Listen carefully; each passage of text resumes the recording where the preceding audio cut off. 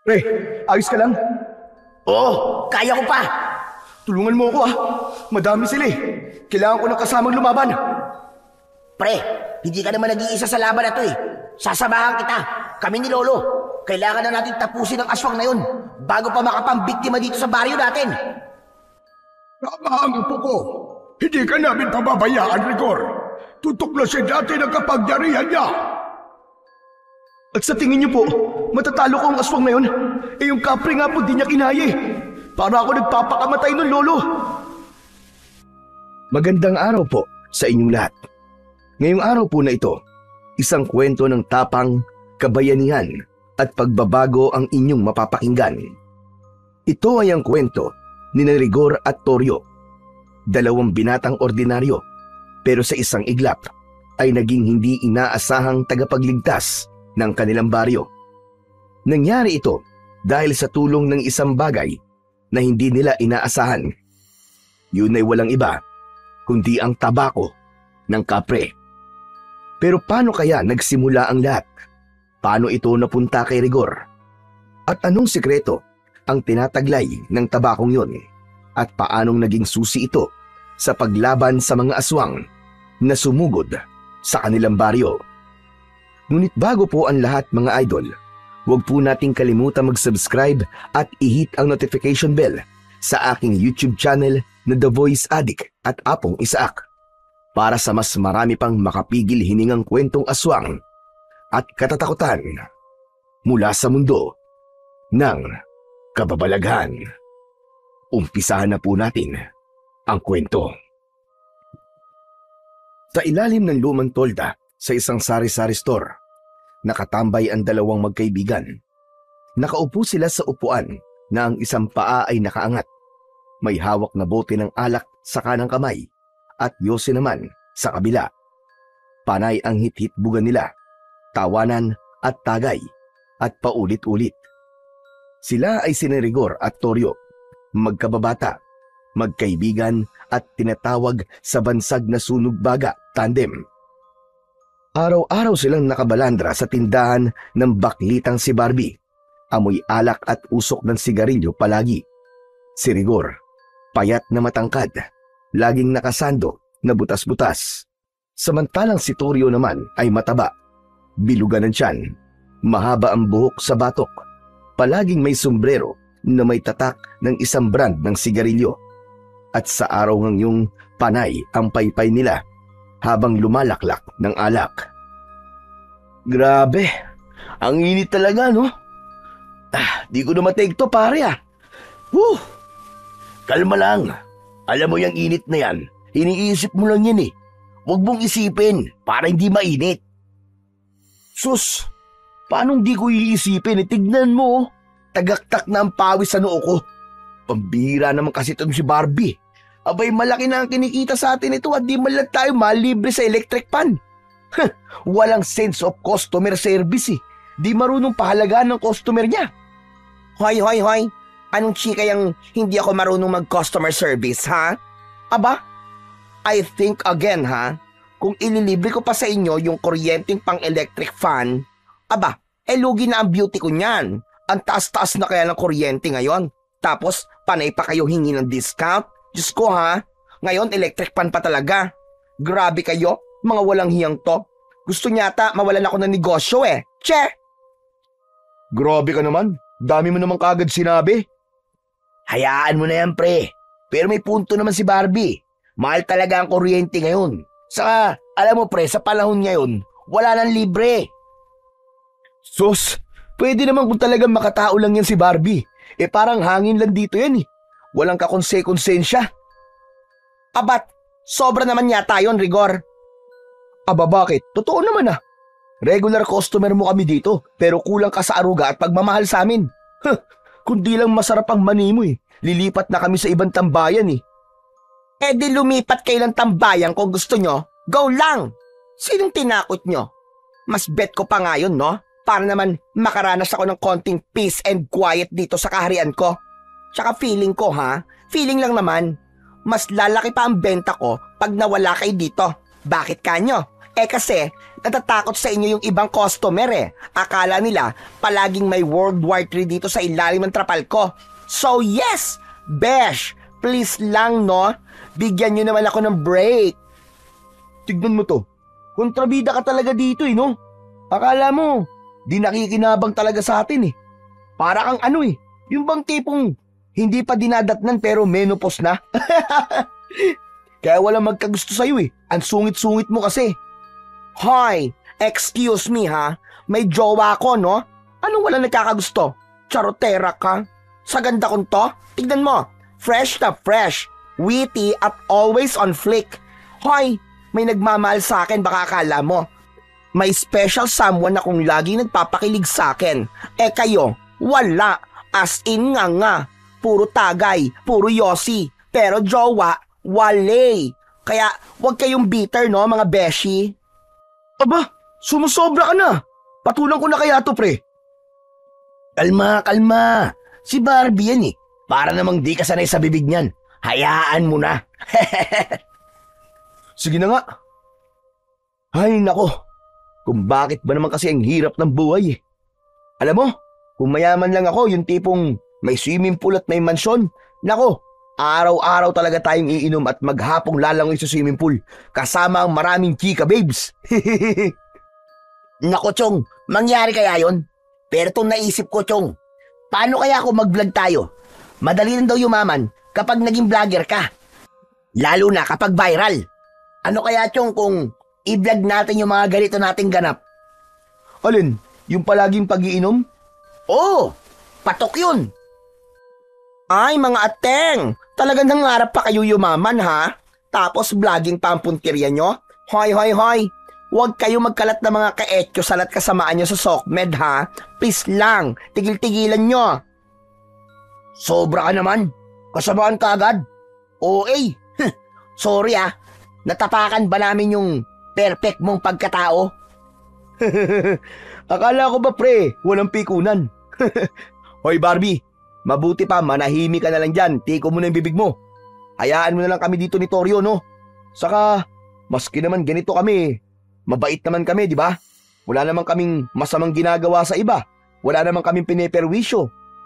Sa bagay, pero wait lang, may sasabihin ako. Don't me. Huwag kayong magalit. Kung ako sa inyo, itigil nyo na ang walwal.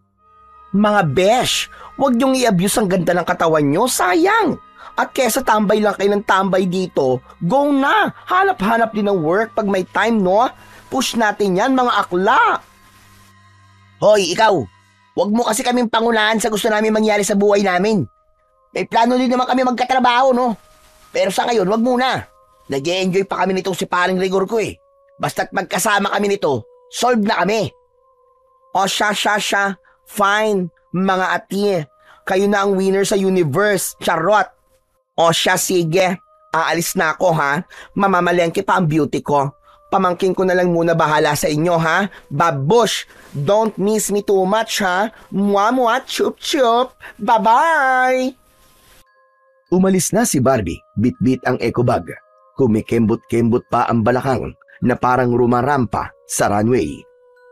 Sa ilalim ng tolda, hindi na mapigil ang tawanan ni Rigor at Toryo. Pambihira. Grabe talaga to si Barbie, no? Ang daming charot. Pero aminin mo maski sobrang sungit yan sa atin minsan, ang puso niyan solid na mabait at matulungin. Wala akong masabi dyan pare. Ayo naman, tama ka dyan tol. Kasi yan, siya lang ang may lakas ng loob na pautangin tayo sa oras ng kagipitan natin. Hindi siya nagdadalawang isip na magbigay ng pera o kaya ng gamot. Tulad na lang nung nagkasakit ang tatay ko, di ba? Tama ka. Pero pre, naniniwala ka ba sa sinasabi niya na may jowa siya? Hindi ko alam pre. Hindi ko maisip kung paano magkakajowang isang baklang kapre. Hoy, grabe ka naman kay Barbie. Bakit? Totoo naman pre Aminin mo, mukha talaga siyang kapre. Ang laki ba naman ng katawan puro muscle. Tapos, ang itim pa ng balat. Kapag tumayo yan doon sa may balete sa bukid, panigurado, mapagkakamalan niyang kapreng naninirahan doon Sa pagkakabanggit ni Rigor sa kapre sa may balete, biglang natahimik ang dalawa. Ang masayang tawanan nila ay napalitan ng isang sandaling katahimikan. Bigla nilang naalala ang mga naging usap-usapan na umiikot sa baryo tungkol dito. Ayon sa mga matatanda, may isang kapre raw na naninirahan sa matandang puno ng balete sa bandang silangan ng bukid. Doon sa parte ng palayan na bihira ng taniman dahil palagi daw nasusunog ang mga tanim. Malaki daw ang katawan nito, sabi ng mga nakakakita. Mabalahibo at laging may dalang malaking tabako na binubuga kahit wala namang apoy. Pinaniniwalaan ng karamihan na may binabantayan itong kayamanan sa lugar na yon, ngunit hindi naman ito mapakailaman ng mga tao dahil na rin sa takot.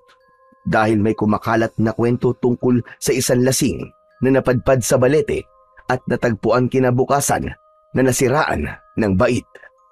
Mula noon, pagsapit pa lang ng takip silim ay bihira na ang dumaraan sa parteng yun ng bukid.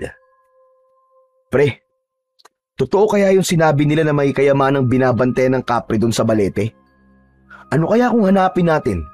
Baka yun ang sagot sa kahirapan natin, pre. Baka doon na tayo yumaman. Totoo naman daw yung pre, sabi ng lolo ko. Pero posible na mahanap yun. Lalo't nasa ilalim ng mahika ng kapre yun. Naniniwala ka bang may sa tagabulag ang kapre? Kaya maski nasa harapan mo na ang kayamanan yun, ay di mo pa rin makikita kung di talaga sa'yo ipagkakaloob ng tagabantay. Ganun ba yun? E di, subukan kaya natin doon na lang tumambay. Malay mo, maawa sa atin yung kapre tapos sa atin ibigay yung kayamanan niya. Seryoso ka ba dyan, pre? Oo nga. Nako, pre, mukhang imposibleng maawa sa atin ang kapre. Kaya hindi natin mahanap yung kayamanan na yun. Bakit naman? Kasi pre, hindi mabait ang kapre. Wala silang awa. Ang hilig lang nila, manakot, mantrip, o kaya laruin ng mga tao. Ganun ba? Sayang naman. Pero teka, may naalala akong sinabi ni Lolo nun tungkol sa mga yan. Ano naman yun? Yung tabako nila. Kapag napasa kamay daw ng tao yun, pwedeng magbigay ng swerte sa negosyo o kaya sa sugal. Talaga? Eh di yun na lang ang kunin natin, hindi yung kayamanan. Hindi ganun kadali yun, Rigor. Una sa lahat, hindi basta-basta lumalabas ang kapre. Pangalawa, hindi rin nila basta binibitiwan ang tabako nila. Eh paano kung agawin natin? Aba, mas lalong hindi pwede. Delikado yun, no? May sumpa ang tabako kapag kinuha mo sa masamang paraan. Ay ganun ba? Eh paano kung hingin na lang natin ng maayos? Pwede siguro, pero may kapalit yun, sigurado ko. Subukan natin, Toryo. Maski lang gabi lang. Sigurado ka ba talaga? Oo nga. Ano, deal? Mamayang gabi. Pagkatapos natin dito, daan tayo dun. Sige, ikaw ang bahala. Yun ang trip mo Pagkatapos ng mahabang araw ng pagtatambay, nagpasya na sina Rigor at Toryo na tumayo at maglakad papunta sa gitna ng bukid. Doon sa lugar kung saan matagal nang sinasabi ng mga matatanda na may kapring naninirahan. Ang daan papunta sa puno ng balete ay makipot at medyo masukal. Sa magkabila ang gilid ay may matataas na damo na halos abot tuhod. Tahimik ang paligid. Tanging ang mga huni lamang ng kuliglig at tunog ng kanilang mga yabag sa tuyong damo ang kanilang naririnig. Nang makarating sila sa gitna ng bukid, bumungad kagad sa kanila ang dambuhalang puno ng balete. Sa ilalim ng puno ay halos walang tumutubong damo. Lupa lang na tuyo, bitak-bitak na parang pinipigilan ang alinmang halaman na tumubo doon. Ang paligid ay may amoy, hindi mabaho pero kakaiba, parang pinaghalong lupa, alikabok at sunog na dahon. Andito na tayo, Tol. Simulan na natin yung plano natin na mag-alay. Tignan mo nga kung kumpleto lahat ng dala natin. Alak, check. Sigarilyo, check. Tapang, check na check. Ayos. Sige, Dali mo na dito yung mga yan. Sa paanan ng balete, inilapag nila ang dalang alak at sigarilyo. Binuksan ni Rigor ang bote at nilagyan ng konting laman ang dalang baso. Kaibigang kapre, para sa'yo to ah. Peace tayo ah. Hindi kami nandito para makipag-away. Nandito kami para makipagkaibigan. Tahimik, walang tugon mula sa nilalang.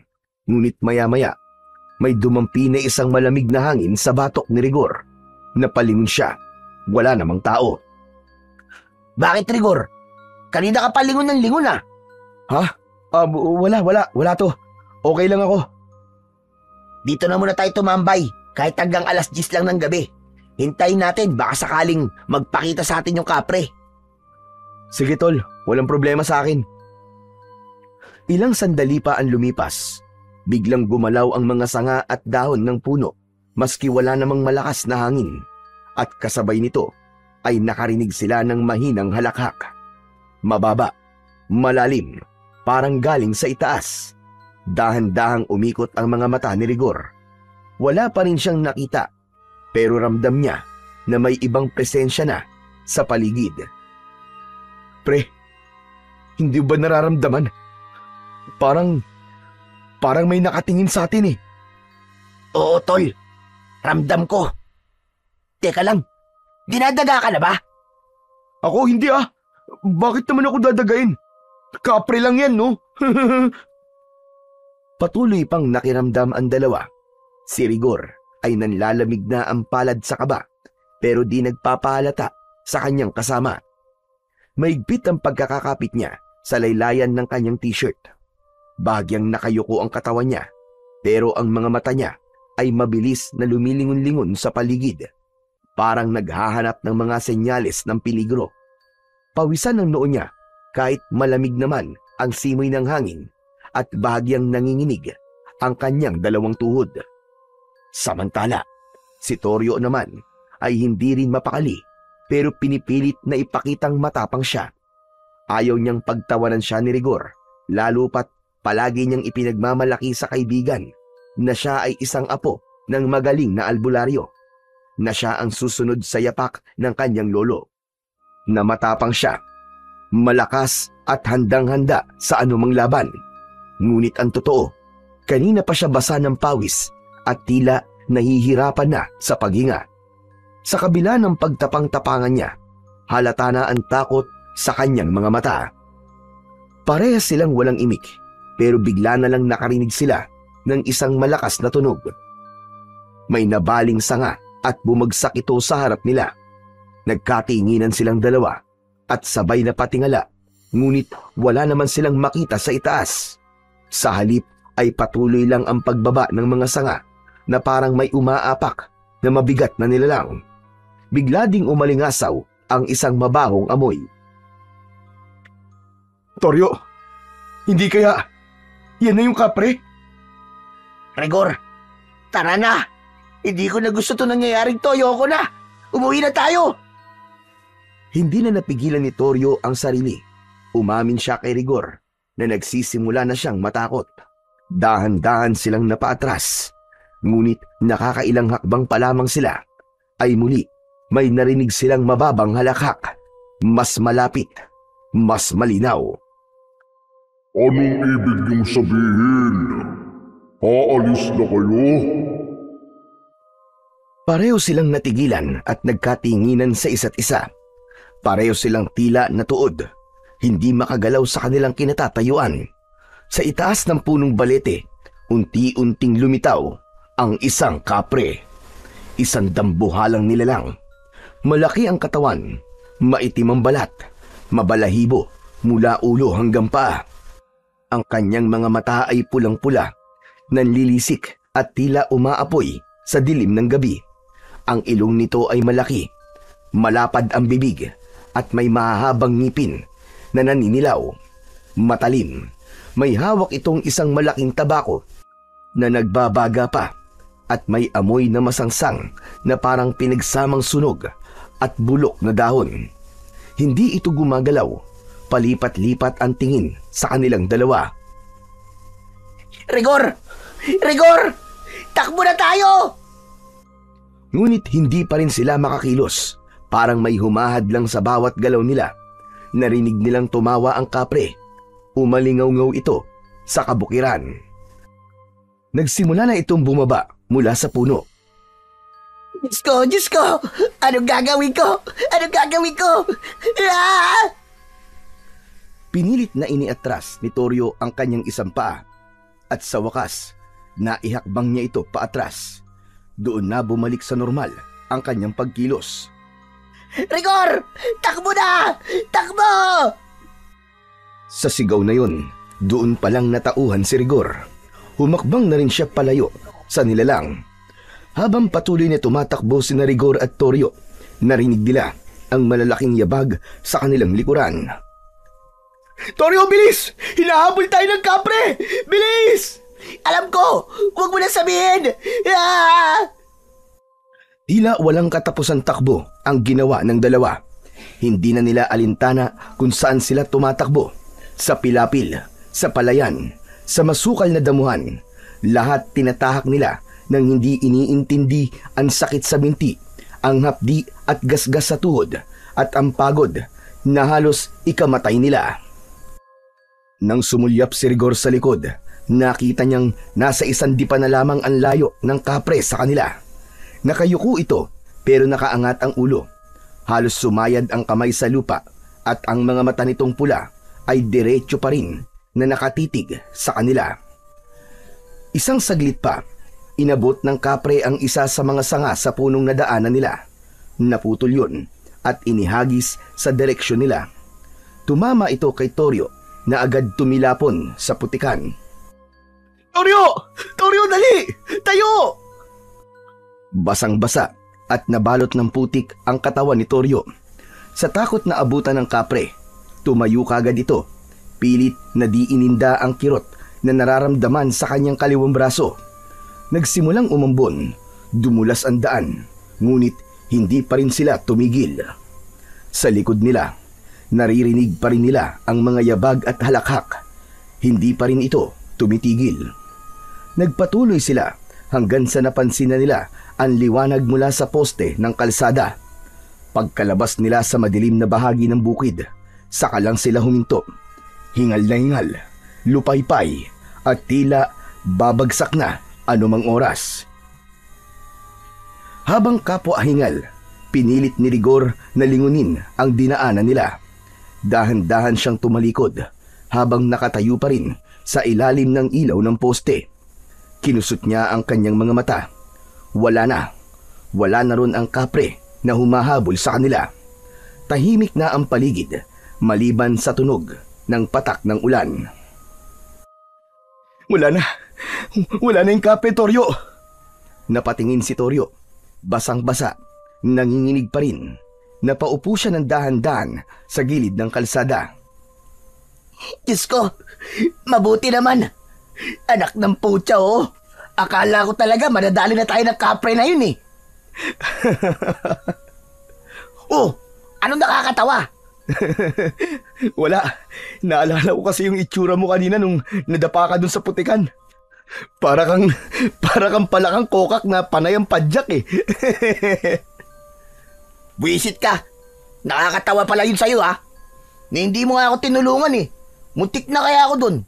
Wala kang kwentang kaibigan. Iiwan mo talaga ako sa ere, no? Hindi naman. Hindi na kita tinulungan kasi alam ko naman na kayang-kaya mo yun eh. Di ba palagi mong sinasabi na apo ka ng albularyo at ikaw ang susunod sa yapak niya? Abay, sa kapre lang eh. Tiklop na tiklop ka. Bigla ka na nigas. Sira ulo. Kung makatawa ka dyan, kala mo hindi na ihisa sa lawal. Akala mo di ko alam ha. Hindi porket tumuulan, hindi ko na mahahalata na hindi galing sa ulan yung dumadaloy dyan sa binti mo kanina. Kadiri ka. Oo na. Sige na, tama ka na. Eh, nakakatakot naman talaga eh. Sino bang di maiihi? Alam mo, hindi ko naman talaga inaasahan na totoo na yung nilalang na yun. Na sobrang nakakatakot ang mukha at itsura niya.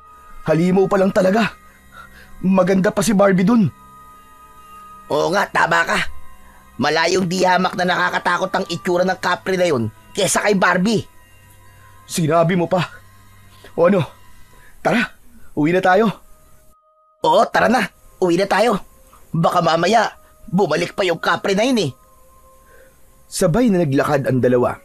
Ngunit nang papaliko na si Rigor sa kabilang daan pa uwi, napalingon siya kay Toryo.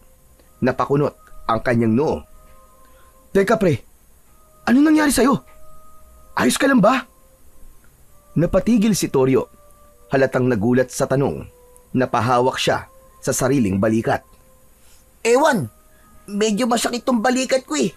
Ito yata yung tinamaan nung sanga kanina. Naalala ko parang may tumunog mula sa loob eh. Pero hindi naman masyadong masakit. Kaya ko pa naman. Patingin nga ako. Naku, Chong. Masama yata ang tama mo ah. Pre, baka nabali ito. Tignan mo oh. Subukan mo ang ituwid ang balikat mo at itaas mo yung kamay mo. Napansin ko kasing nakalaylay lang eh. Pre, ayaw eh. Wala akong maramdaman. Naku. Sabi ko na nga be. Halika, samahan na kita pa uwi sa inyo. Baka sakaling kaya pa tong remedyoan ng lolo mo. O wag na pre. Baka sermonan lang tayo nun kapag nalaman niya ang ginawa natin eh. Titiisin mo yan? Sigurado ka? Eh wala naman akong ibang kilalang marunong manghilot ng ganyan dito, kundi ang lolo mo lang. Hay nako. Sige na. Tara na kay lolo. Bahala na si Batman. Mabilis na nakarating ang dalawa sa bahay ni Ka Pablo, ang lolo ni Toryo. Halos mag-aalas 10 na ng gabi. Dahan-dahan silang naglakad palapit. Napansin nilang bukas pa ang bintana. Sa liwanag ng lumang bombilya na nakasabit sa poste, sumungaw ang anyo ni Toryo at Rigor. Basang-basang parang sisiw, putikan mula ulo hanggang paa at halatang pagod na pagod. Agad silang napansin ni Ka Pablo at noon ay nasa harap na ng bahay. Tangan ang isang tasa ng kaping barako na umuusok pa. Prente itong nakaupo sa kawayang upuan at nakasayad ang mga paang hubad sa semento. Tila di alantana ang lamig. Napakunot ang noo nito nang makita ang dalawa. Tumayo ito nang makalapit ang mga ito sa kanya. Pinagmasdan silang mabuti mula ulo hanggang paa. Abae, ano ba yung itsura nyo na yan? Para kayo naligo sa kanala. Hindi sila kagad makasagot, lalo na si Toryo. Bumilis ang tibok ng kanyang puso. Walang pinagkaiba sa naramdaman niya kaninang hinahabol sila ng kapre. Magsalita ka! Ano na naman ba to, Toryo? Bakit ganyan ang ayos nyo? Ano ba nangyari? Tahimik lang si Toryo at Rigor. Nakatingin pero walang gustong sumagot. Nang makalapit si Ka Pablo, bigla itong napahinto. Tumaas ang kilay at umamoy-amoy. Teka lang, ano ba itong naaamoy ko? Parang amoy usok. Amoy yosi. Normal lang po yun, Lolo. Naninigarilyo kami, kaya amoy yosi kami. Hindi yan amoy ng usok ng sigarilyo. Aba, amoy kapre kayo. Paanong? Saan kayo galing ha? Anong kabalbalan na naman ang pinasok nyo? Huwag niyong sabihin wala. Huwag niyo akong gawin tanga. Wala naman po talaga lolo eh. Nag-inom lang po kami dun sa tindahan ni Barbie. Tapos inabutan po kami ng ulan pag uwi. Huwag ka magsinungaling sa akin, Toryo. Damuho kang bata ka. Kukutosan kita dyan. Napasinghap si Rigor at bahagyang napaatras. Parang batang nasermonan ng sariling ama. Si Toryo naman, tila nabigla rin at agad napayuko. Hindi makatingin ng diretso sa kanyang lolo. Hindi kumikilos si Ka Pablo. Tahimik siyang nakatitig sa dalawa. Ilang beses ko ba sasabihin sa'yo, Toryo, na ang taong palaging nagsisinungaling ay unti-unting nawawalan ng dangal. Kahit kailan talaga, walang mabuting idudulot ang kasinungalingan. Pati sarili nyo, niloloko nyo. Kasi lolo. Anong kasi? Ikaw talaga bata ka. Yang kasinungalingan mo talaga. Pag pinabayaan niyang ganyan, ewan ko na lamang. Baka kapag tumagal pa, hindi mo na alam kumilala ng tama at mali. Hindi pa rin nagsasalita ang dalawa. Bumuntong hininga si Ka Pablo, saka palang lumambot ang muka. O sige, sabihin niyo na sa akin ang totoo. Ano ba talaga nangyari? Galing kayo sa bukid, ano? Anong ginawa niyo doon? Ano po, Lolo eh. Naku po, Lo. Hindi niyo lang po alam kung anong pinagdaanan namin kanina. Akalain niyo po yun. Totoo pala talaga ang kapre. At totoo palang nakatira talaga yun doon sa puno ng balete. Maniwala kayo, Lo. Nagpakita siya sa amin. Hinabol pa nga kami. Kaya po kami nagkaganito. Biglang nabitiwan ng matanda ang tasa at natapon ng kape sa sahig. Matapos ay mariing tumitig sa dalawa.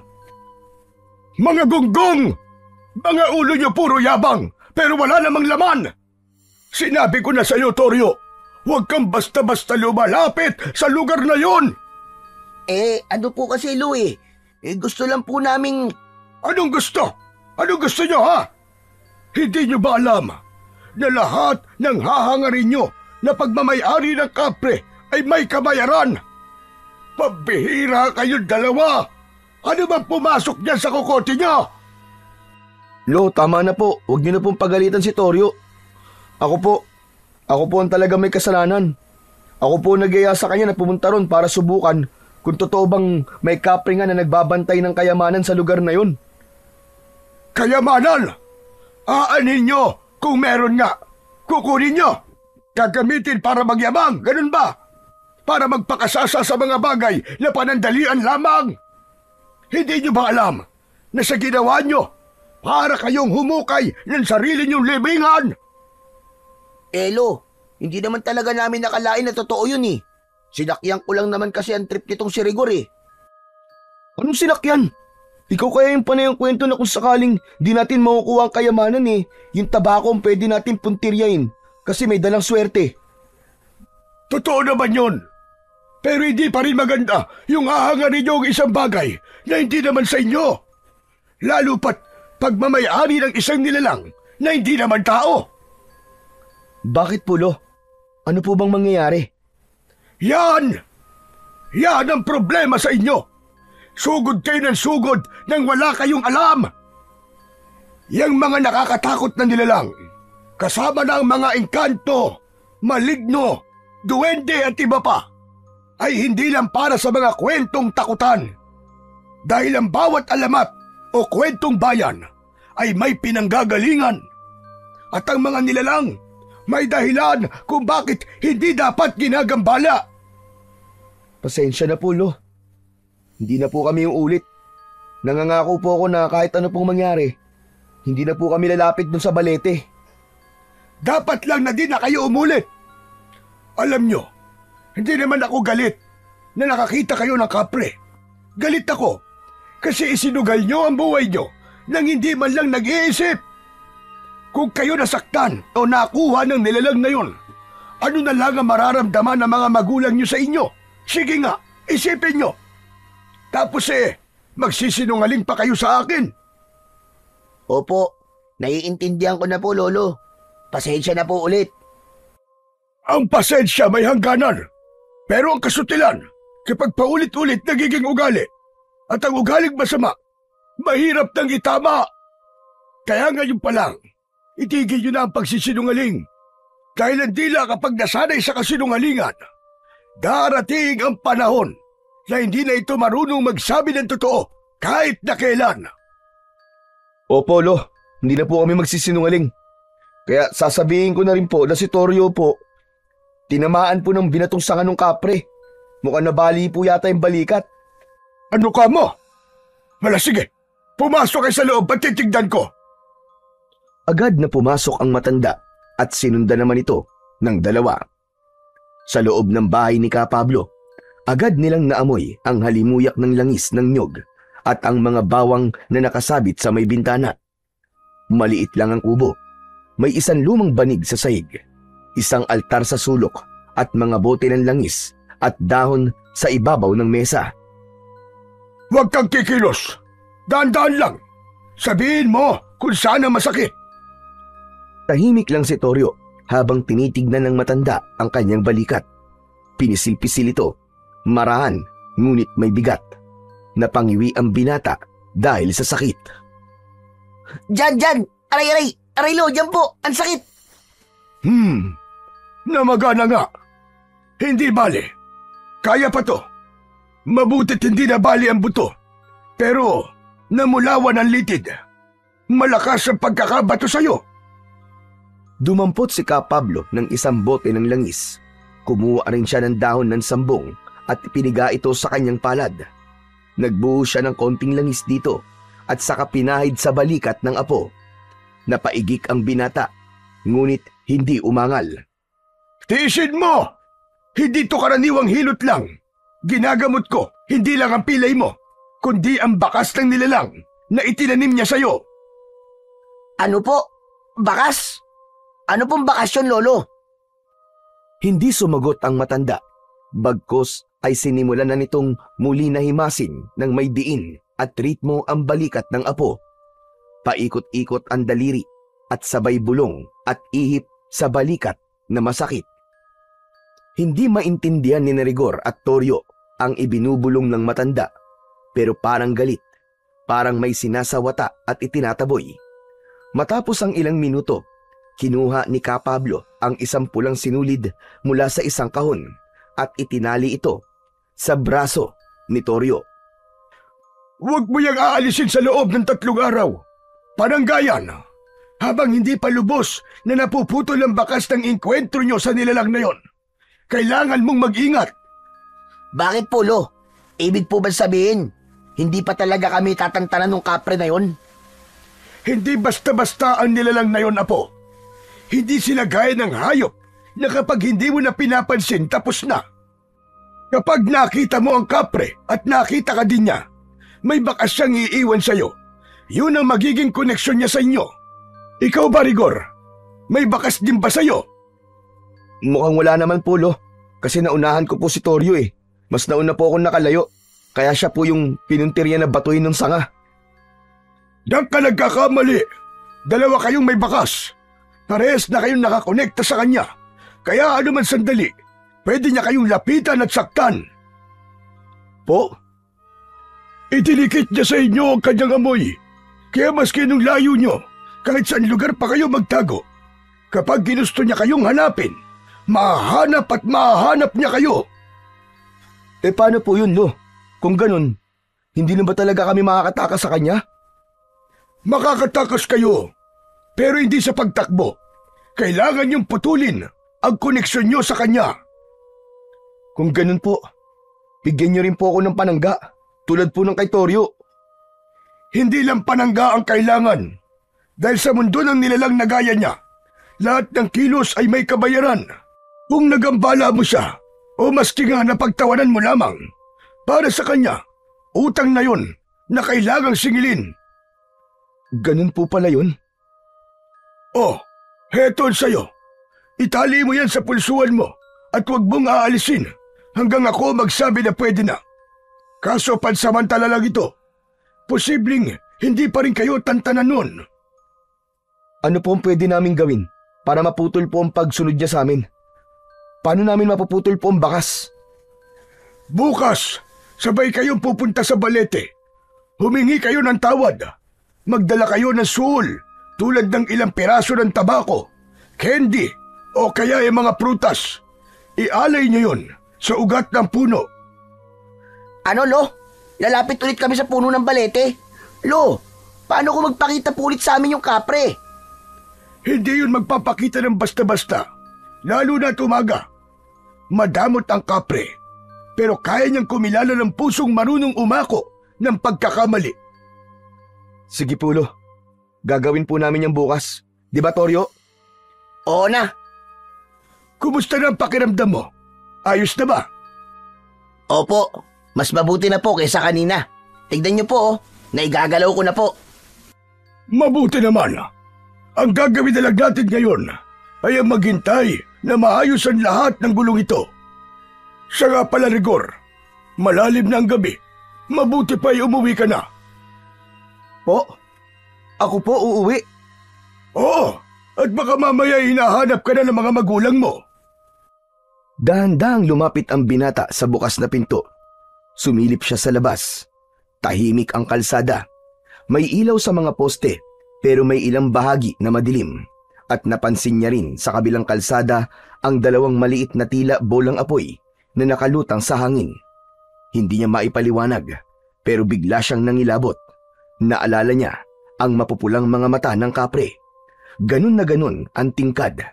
Mabilis siyang umatras at parang batang takot na nagtago sa likod ng matandang albularyo. Lo, wag na lang po kaya akong umuwi ngayon.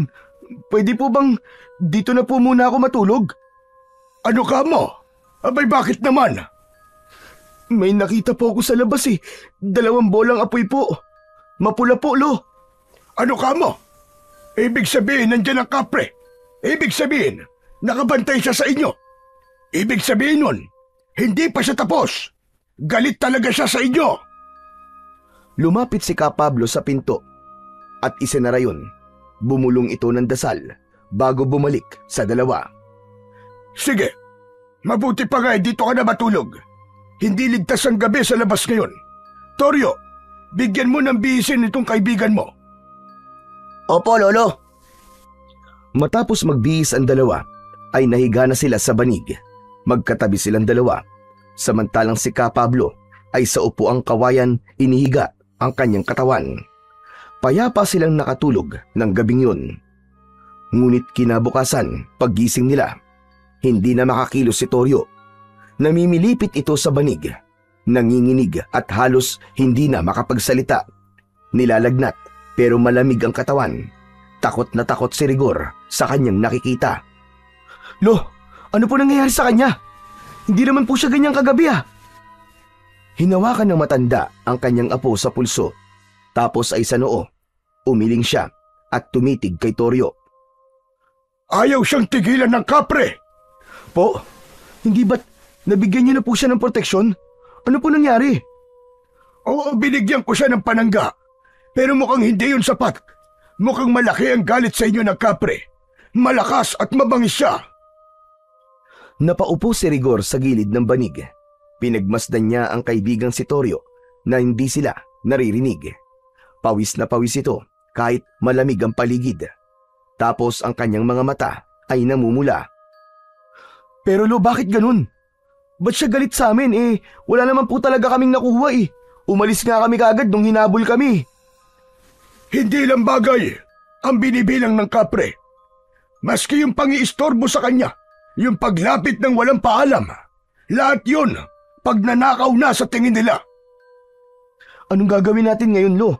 Kung di sapat ang panangga, paano natin siya ililigtas? Mapapagaling niyo pa po ba siya? May paraan, pero mahirap gawin. Teka lang, diyan ka lang muna at may kukunin lang ako. Tumayo ang matanda at kinuha ang lumang kahon ng kanyang mga gamit bilang albularyo. Binuksan niya yon at inilabas ang isang balisong na may ukit, ilang piraso ng itim na kandila at maliit na sisidlan ng asin. Kakailanganin natin makipagayos, pero para makuha natin ang atensyon ng kapre, kailangan may hawak tayong bagay na mula sa kanya. Kung makakakuha tayo ng kahit piraso ng balat ng puno niya o kahit isang hibla ng buhok niya, basta may ugnayan sa kanya. Kung makakakuha tayo ng ganon, pwede nating gamitin yon para mapilit siyang makinig. Ibig sabihin, Lo, kailangan lumapit sa kanya at manguha ng bagay na mahalaga sa kanya? Eksakto! Bakit po ako? Abe, sino pa ba ang aasahan mo? Ako? Siraulo ka. Matanda na ako. Ugod-ugod na. Pero Lo, natatakot po ako eh. Huwag kang matakot.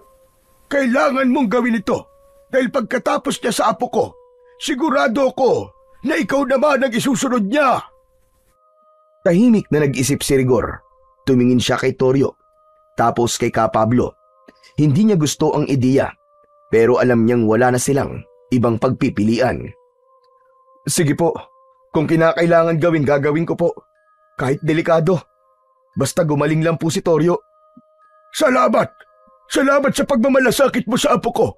O heto, kunin mo. Maaari mong gamitin yan kapag nagkaroon ng aberya sa paglapit mo sa kapre. Ano po ito, Lo? Ito ang tinatawag naming balisong na dungaw. Iniabot ni Ka Pablo ang balisong kay Rigor. Maingat itong kinuha ng binata at habang hawak-hawak ay hindi niya napigilang pagmasdan ang kakaibang anyo nito. Balisong na dungaw? Ano naman pong klaseng salita yun? Ang ibig sabihin ng dungaw ay iyak o panaghoy sa patay. Ito ang ipinangalan sa balisong na to dahil sa madugo nitong kasaysayan. Talaga po? Ang astig naman. Ano po bang kasaysayan nito? Ang sandata na ito ay dating pagmamayari ng pinakamalupit na antingerong si Apo Itap. Kinatatakutan siya ng lahat ng mga nilalang ng dilim noon. Mga aswang, tikbalang, engkanto at iba pa. Pinagmasdan pa ng mabuti ni Rigor ang balisong. Ang hawakan nito ay gawa sa ugat ng balete na ayon sa matanda ay ugat na kusang nahulog mula sa puno. Sinasabing sagrado ang ganong klase ng ugat at may taglay na lakas na hindi basta-basta napapansin ng tao. Pero takot dito ang mga nilalang na hindi tao. Ang sukat nito ay sakto lang sa palad ni Rigor. Mga 8 pulgada ang haba ng talim at 3 pulgada naman ang hawakan. Ang talim ay makinis. May mga ukit na tila sinaunang simbolo. Sa gilid naman ng hawakan, may tali ng pulang sinulid na nakapalupot. Ang sinulid na ito ay panaggaring tulad ng ibinigay ko sa inyo. Kapag hawak mo ito, hindi makakalapit kagad sa iyo ang kahit na anumang nilalang. Para bang may harang. Pinisil ng binata ang hawakan ng balisong habang iniisip ang mga sinasabi ng matanda. Ramdam niya ang malamig, ngunit mabigat na enerhiya mula rito. Hindi man niya aminin sa kanyang sarili. May halong kaba at pagkamangha sa biglang pagpasok ng ganitong responsibilidad sa buhay niya. Hindi lang ito tungkol sa paggaling ni Toryo, kundi tungkol sa kung hanggang saan ang kaya niyang gawin para mailigtas lang ang kaibigan sa galit ng kapre. Kinahaponan, mas lumala ang kalagayan ni Toryo. Paminsan-minsan ay nawawalan ito ng ulirat. Tapos kapag nagigising ay nagwawala at di makakilala. Hindi na rin makakain o makainom ng tubig. Pwede ka nang kumilos, Rigor. Tulungan mo ang apo ko na malampasan ang pagsubok na ito. Opo, gagawin ko po ang lahat, Lolo. Pilitin mo talaga makakuha ng anumang bagay sa kanya. Yun lang, Rigor. Yun lang ang pwede makapagligtas sa buhay ng apo ko. Dahil yung kapre, hindi natin pwedeng labanan ng harapan. Hanggat maaari, kailangan nating daanin sa usap, sa diplomasya, sa kasunduan. Dahil ayoko ng madugon labanan sa totoo lang. Pero dahil ayaw niyang makipag-ugnayan sa atin, kapag may nakuha kang gamit niya na mahalaga sa kanya, doon natin siya pwedeng i-pressure. Mapipilitan siya makipag-ugnayan sa atin. Ipapaalam natin na hindi natin isasauli ang bagay na yon hanggat hindi niya pinapatawad si Toryo. Kapalit ng bagay na yon, buhay ng kaibigan mo. Parang blackmail po, ganun po ba, Lolo? Oo, parang ganun na nga. Wala tayong ibang paraan. Tumango si Rigor. Dahan-dahan itong naglakad palapit kay Toryo. Toryo, aalis na ako ha. Huwag kang bibitiw ha. Hintayin mo ko. Matapos magpaalam kay Toryo, ay lumabas na siya ng bahay. Mabigat ang kanyang hakbang. Pagbukas niya ng pinto, sinalubong siya ng malamig at basang hangin. Madilim ang langit. Kulay itim ang mga ulap. Pakiramdam niya anumang oras, muling babagsak ang ulan. Wala siyang dalang payong, pero hindi niya na ito inintindi. Ang mahalaga lang sa kanya ay ang makalakad, makalayo, at makarating kung saan man siya dapat pumunta. Bitbit niya ang tela na bumabalot sa balisong ni Apo Itap. Ang huling pag-asang maipagtanggol ang kaibigan laban sa kung anumang nilalang ang pumipinsala rito. Nagpatuloy siya sa paglalakad hanggang sa napadaan siya sa bahay ni Barbie. Rigor? Napalingon siya. Nasa pintuan si Barbie. Kinakawayan siyang lumapit. Aba, himala. Nag-iisa ka yata ngayon. Nasa si Toryo. Himala, hindi kayo nag-inuman ngayong araw ah. Nagtampo ata kayo sa akin kahapon, ano ba yan? Barbie, may sakit si Toryo eh. Nilalagnat siya ng malala. Ha? Aba, bigla naman yata yan. Okay pa naman siya kahapon Kaya nga eh. Saan ka ba pupunta niyan? Hindi naman yan ang daan pa uwi sa inyo Wala. Diyan lang. Sige, mauna na ako Rigor, teka lang. May narinig kasi ako na nagkikwentuhan kanina dito sa tindahan. Ang sabi, may kabarangay daw tayo na nakakita kagabi na may gumagalang aswang dito sa baryo. Nako, mabuti pa umuwi ka na. Huwag ka na magpaabot ng gabi sa daan. Ano ka mo? Aswang? Oo, sabi ni Aling Kunching. Kilala mo naman na matandang yun, di ba? Kapag siyang nagkalat ng balita, totoo talaga. Sino daw yung nakakita? Siya ba mismo? Hindi raw siya. Yung anak niya raw, si Lenlen. Nakita daw niya kagabi, bandang 10:00, may dumaan daw sa tapat nila. Tao raw, gumagapang. Gumagapang? Oo, yung bang parang hinihila yung isang paa habang nakadapa sa lupa. Hindi daw niya nakita yung muka Akala daw ni Lenlen, lasing lang o kaya adik. Pero sinundan daw niya. Aba, Rigor, nako, maninindig ang balahibo mo sa kwento niya. Ano raw? Yung tao, huminto daw sa gitna ng kalsada. Lumingon daw sa kanya at tinignan siya ng diretso tapos biglang nagbago daw ng anyo. Paano nagbago? Ano ba Barbie? Bilisan mo naman magkwento para ka namang teleserye. Laging itutuloy, ano ba yan? Eto na nga, chill ka lang. Ito na, ipapasto ko na ang chika. Yun nga daw, yung tao, bigla raw lumaki ang katawan, humaba ang kuko at naging dambuhalang aso. Diyos ko po, hindi ordinaryong aso malaki raw na parang kalabaw. Pero yung mata, matatalim at parang nag-aapoy. O diba? Tapos, tumakbo raw palayo sa direksyon ng norte. Doon sa may gulod. Baka raw nagpunta doon sa abandonadong bahay sa dulo ng kalsada. Doon sa dating bahay ni Mang Indo? Oo nga daw, doon nga pumunta. Paano naman nila nalaman? Sinundan nila? Aba, ewan ko. Yun lang ang nasblok dito sa tindahan ko Pero hindi naman siguro yung charot-charot lang, no? Sus, gawa-gawa lang nila yun. Nagpapaniwala ka naman. Paano kung hindi? Nako, mabuti pa umuwi ka na, Rigor. Baka makasalubong mo pa yon. Huwag ka ng gala ng gala sa ganitong oras. Huwag ka mag-alala, Barbie. Di naman siguro ko tatargetin nun. Di siya mabubusog sa akin. Seryoso ko, Rigor, Huwag mo tong gawing biro. Bigla silang natigilan nang may marinig na malakas na alulong mula sa hindi kalayuan. Tumagal ito ng ilang segundo. Napatingin si Barbie kay Rigor. Nanlaki ang mga mata at unti-unting namutla. Narinig mo yon, Rigor? Natigilan si Rigor, napalunok. Saglit siyang napatitig sa direksyon ng pinanggagalingan ng alulong. Walang sabi-sabi, agad na isinara ni Barbie ang kanyang tindahan. Pero si Rigor, pilit na binaliwala ang narinig. Imbis na umuwi, ay tumalikod siya at muling pinagpatuloy ang paglalakad. Palayo, patungo sa bukid. Muling tumahimik ang paligid, maliban sa mahinang paghuni ng mga kuliglig sa paligid. Nang muli niyang tignan ang kalangitan, maaliwalas na ito at nawala na ang itim na ulap.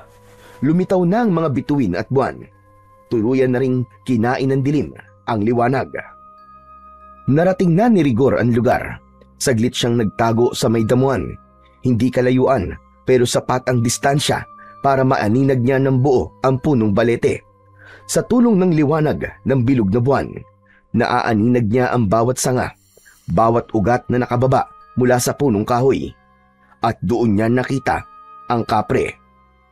Nakaupo ito sa isang makapal na sanga. Nananabako. Ang usok mula sa kanyang tabako ay umuusok pataas. Nakakuyakoy ang isang paa sa sanga, habang ang isa naman ay nakaangat. Nakatukod ang sakong sa katawan ng puno ng balete na parabang komportableng nagpapahinga. Tahimik si Rigor habang nakayuko sa damuhan. Binantayan niya ang bawat galaw ng nilalang. Hindi niya sigurado kung nakita na siya o hindi pa, kaya pinili niyang huwag munang kumilos. Ilang sandali siyang nag-isip kung ano ang bagay na maaari niyang kunin na pagmamay-ari ng kapre. Naisip niyang pinakamadaling kunin ay ang ugat ng balete. Tumingin siya sa paligid. Iniisip kung paano siya makakalapit nang hindi siya napapansin. Naisip niyang pwede siyang gumapang sa damuhan, dahan-dahan at humanap ng tamang tiyempo kapag tumingin sa ibang direksyon ng kapre o kung sakaling ito ay pumikit.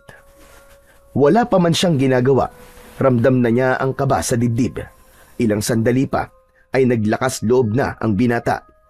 Nagsimula na itong gumapang, ngunit hindi man siya nakakalabas ng damuhan ay may narinig na siyang mabilis na kaluskos mula sa kabilang bahagi ng damuhan. Napatingin siya sa direksyong yun. Mula sa pagkakayuko, dahan-dahang iniangat ang ulo upang masipat kung ano ang pinagmumulan ng ingay. At sa hindi inaasahan, nakita rin niyang naging alerto ang kapre. Ang dati nitong nakakuyakoy na paa ay biglang iniangat. Tumayo ito sa sanga ng balete. Ang mga mata nito ay mas lalong tila nagliyab at malikot. Parang may hinahanap. Bahagya pa itong sumingot na parang nakakaamoy ng presensyang hindi niya gusto. Ano kaya yun? Ramdam niya ang kilabot ng mga oras na yun, pero hindi pa rin siya umaatras. Nanatili siyang nakatago.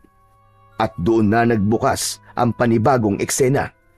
Mula sa makapal na damuhan sa bandang kaliwa, isang nilalang ang biglang lumitaw. May isang dambuhalang itim na biglang nagpakita. Hindi ordinaryo ang anyo nito. Malaki ang katawan nito na halos kasinlaki ng kalabaw. Ang balahibo nito ay makapal. Mahaba ang buntot at may paliko sa dulo. Ang mga mata ay kulay pula. May mga nakalabas na pangil sa bibig. Matutulis at mahaba. Malalaki rin at matatalas ang kanyang mga kuko. Aswang! Kung ganun, totoo nga sinabi ni Barbie na may aswang! Nagkatinginan ang kapre at ang itim na aso. Tahimik lang sila nung una. Parehong hindi gumagalaw. Tila parehong nagmamasid at sinusukat ang lakas ng isa't isa.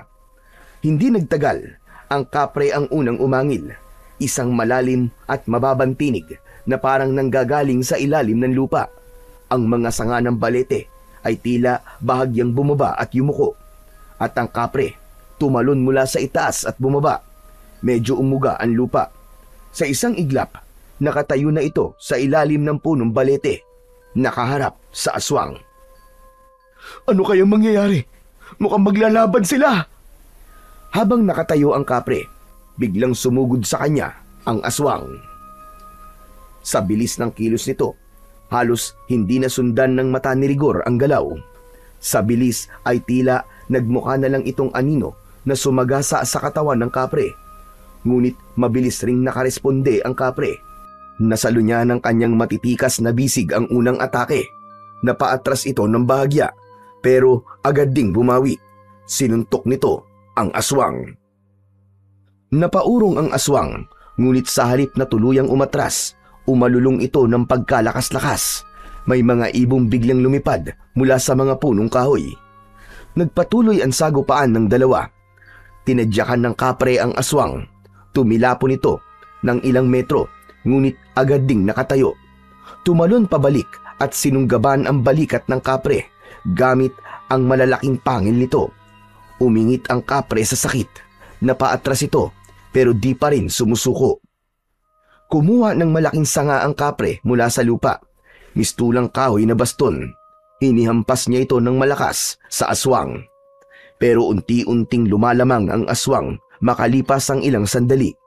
Nasugatan kasi ang binti nito at tila nahirapan ang tumayo ng tuwid. Umuungol ito. Nanginginig habang ang aswang naman ay patuloy sa pag-atake. Putya naman oh! Mukhang dehado na ang kapre ah! Nasa damuhan pa rin si Rigor. Pilit na ikinukubli ang katawan. Nagpaikot-ikot ang dalawa. Mukhang nangihina na ang kapre. Unti-unti na itong nauubusan ng lakas. Mabilis na din ang paghinga nito. Kinagat itong muli ng aswang sa braso. Buisit! Alis na kaya ako rito! Baka madamay pa ako sa away nila eh! Aatras na sana siya, pero parang may pumipigil sa kanya. Muli, ang mga mata niya ay nakatuon sa kapre, at sa unang pagkakataon ay nakaramdam siya ng awa para dito. Napahawak siya sa kanyang tagiliran. Naramdaman niya roon ang lalagyan ng balisong. Hindi maaari ito. Tutulungan ko siya. Bahala na. Huminga siya ng malalim saka lumabas mula sa damuhan. Direkta siyang humarap sa aswang. Hoy! Diablong buwang! Sumusobra ka na! Tama na yan! Napalingon ng aswang. Nagkatinginan sila ni Rigor. Tila hindi inaasahan ng nilalang ang biglang pagsulpot ng tao. Kaya't tumigil ito sa galaw. Nanatili lang itong nakatayo. Ngunit nang inilabas ni Rigor ang kanyang balisong, bigla itong napaatras. Ang nakataas na buntot nito ay biglang bumaba. Parang asong nabahag ang buntot. Napasigaw si Rigor. Inihanda niya ang kanyang sarili. Sige na! Halika na rito! Tayo maglaban! Ngunit hindi na lumapit ang aswang. Sa halip, tumakbo ito palayo. Mabilis na nagtago sa dilim hanggang sa tuluyan na itong nawala. Hindi man lang lumingon. Oh! Ano nangyari doon? Natakot ba siya sa akin? Nagtaka ang binata. Maya-maya, ibinalik niya ang balisong sa kanyang taguan at nilingon ang kapre. Nakahandusay ito at nangihina. Nilapitan ito ni Rigor. Uy! Kapre! Buhay ka pa ba? Bahagyang tumingin ng kapre sa kanya. Nangungusap ang mga mata nito. Sa kabila ng malahalimaw nitong anyo, ay may nakita siyang mumuntim-butil ng luha sa mga mata nito. Teka, umiiyak ka ba? Salamat. Salamat, binata. Salamat sa pagliligtas mo sa akin. Kundi dahil sa'yo, baka wala na ako. Ayos lang yun. Ano bang pwede kong gawin para makatulong sa'yo? Tulungan mo akong makalapit sa mismong puno para makabalik ako sa aming kaharian. Hindi na nagtanong pa si Rigor. Dahan-dahan niyang itinulak ang katawan ng kapre papalapit sa balete.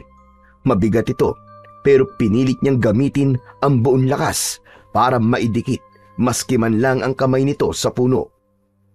Nang dumampi ang palad ng kapre sa katawan ng balete, parang may munting liwanag na sumilab sa puno. Napapikit ang kapre. Tila may enerhiyang dumadaloy sa puno patungo sa katawan nito. Nang makabawi ng konting lakas ang kapre, muli nitong idinilat ang kanyang mga mata. Ikaw, tao. Bakit mo yun ginawa? Ang alin? Bakit mo ako iniligtas? Hindi ko nga rin alam eh. Pero kasi nakita ko na nangangailangan ka ng tulong, kaya tinulungan na kita. Maski di ko alam kung kakayanin ko ba talagang harapin yung aswang na yun o hindi. Napangiti ang kapre sa kanyang sinabi, kahit may bahagyan dugo pa sa labi. Hindi ko akalain na may mabuti ka palang puso. Ha? Ako? Hindi naman masyado. Maraming salamat ulit, binata. Babalik ako. Ipagpapatuloy natin ang hindi natapos na usapan natin na to. Paalam. At sa isang kisap mata, naramdaman niya ang malamig na hangin na dumampi sa kanyang pisngi, kasabay ng pagkawala ng kapre. Uy, teka, sandali lang! Bumalik ka dito! May kailangan pala tayong pag-usapan! Yung kaibigan ko! Pagalagin mo na, nakikiusap ako! Ngunit wala na ang kapre. Wala nang sumagot sa kanya. Unti-unti, napaupo siya at nakaramdam ng panghihinayang. Napayuko si Rigor. Maigpit siyang humawak sa katawan ng puno. Parang umaasa pa rin na baka sakaling magbalik ang kapre. Naramdaman niya ang gaspang ng balat ng balete, pero wala na talaga. Umupo siya sa paanan ng puno. Hindi niya na napigilan ang pag-iyak. Isinubsob niya ang kanyang muka sa kanyang palad. Ang tanga mo, Rigor! Ang tanga mo! Dapat kanina ko pa sinabi. Dapat sinabi ko na kagad na patawarin niya na kami ni Toryo. Napagalingin na niya ang kaibigan ko. Humuntong hininga siya. Pinikit ang mga mata. Pinilit niyang inalala ang mukha ng kapre. Ang huling ngiti nito. Maya-maya pa, napausal siya ng dasal. Kaibigang kapre, kung naririnig mo pa ako, kahit saan ka man naroroon, sana pagbigyan mo ako. Patawarin mo na kami ng kaibigan kong si Toryo sa panggagambala namin sa'yo. Tumayo na siya. Naglakad palayo sa puno. Pero bigla siyang natisod sa isang bagay. Nang tignan niya ito, isang tabako. Ang tabako ng kapre. Maingat niya tong pinulot. Mabigat ito at may halimuyak na parang amoy sunog na dahon na may itim na alkitran na para bang may insenso. Hindi niya maintindihan ng amoy. Pinagmasdan niya pa itong mabuti. Bagamat may baga at usok sa dulo nito, ay hindi ito nauupos. Ayos to ah! Anli Yossi! May mini version kaya tong tabako na to? Umupo siya sa isang ugat na nakausli at sinipat pa ng mabuti ang tabako. Namamangha kasi siya sa mga angking katangian nito. Kung naririnig mo ako, bossing, sana maayos ka kung saan ka man mapunta. At itong tabako mo, ako na muna ang bahala dito. Ngumiti siya, tumayo at naglakad pauwi. Dumiretso siya sa bahay ni Ka Pablo. Pagdating niya ron, napansin niyang bukas pa ang ilaw sa loob. Kumatok siya. Ka Pablo? Tao po! Ka Pablo, ako to si Rigor! Ngunit walang sagot ang matandang albularyo. Kumatok siya ulit, mas malakas. Ngunit wala pa ring sagot. Ilang beses pa niyang ginawa ito. Sumilip sa bintana. Umaasang may biglang dudungaw o sisilip din. Ngunit wala. Nagsimula siyang kabahan kung ano-ano na ang pumapasok sa kanyang isipan. Maya-maya pa ay may sumungaw na babae sa bintana ng katabing bahay. Rigor! Wala dyan si Ka Pablo! Sumama yung maglolo sa mga tanod. May tinugis silang aswang kanina. Doon sa may tabing sapa daw. Doon nagpunta yung aswang. Ha? Sila mismo? Sigurado ka ba? Hindi na nga masyadong makalakad si Lolo Pablo eh. Tapos si Toryo may sakit pa. Hindi ko nga din alam eh. Pero nung sumilip naman ako, mukhang ayos naman si Toryo. Malakas at maliksi kumilos. Parang wala namang sakit. Ganun ba? Yung aswang ba na tinugis nila? Alam niyo ba kung anong itsura? Isang dambuhalang itim na aso daw. Ano? Sige na, isasara ko na tong bintana. Pasensya ka na ha. Kailangan kasi mag-ingat. Ikaw, mabuti pa umuwi ka na. Wala ka pa namang kasama. Baka mamaya biglang magpakita sa'yo yung dambuhalang aso. Ayos lang ako. Salamat. Nagpasya na si Rigor na umalis. Ngunit biglang may ilaw ng flashlight na tumama sa kanya mula sa kalsada. Pagtingin niya, nakita niyang parating ang maglolo. Agad siyang napahinto dahil sa gulat. Toryo, ayos ka na? Ibig sabihin, Lolo, buhay siya. Anong buhay? Sinong buhay? Yung kapre po, Lolo. Pinakinggan niya po ang dasal ko na sana mapatawad na po niya kami ni Toryo. Inalis na nga po niya ang sumpa. Talaga? Nakausap mo na yung kapre? Hindi ka ba nagbibiro lang? Paano nangyari yun? Opo, nakausap ko po siya. Ang kaso lang wala na po siya dun eh. Bumalik na po sa karian nila. Sugatan po. Kasi masama po ang mga tama niya eh. Teka, hindi ko maintindihan. Ano ba nangyari sa lakad mo, iyo? Natuloy ka din bang kumuha ng pagmamayari ng kapre? Hindi na nga po ako nakakuha eh. Pero may napulot po ako. Ano yun? Ito po, tignan nyo. Napakunot ng noo si Ka Pablo. Jesus Maria Jose, tabako ito ng kapre ah. Paano ito napunta sa'yo? Napulot ko nga po, Lo. Baka nakalimutan niya pong bitbitin kasi sobrang hirap siya dahil po sa mga sugat niya. Teka iyo, pwede mo bang ikwento sa akin ng tuloy-tuloy kung ano talaga ang nangyari?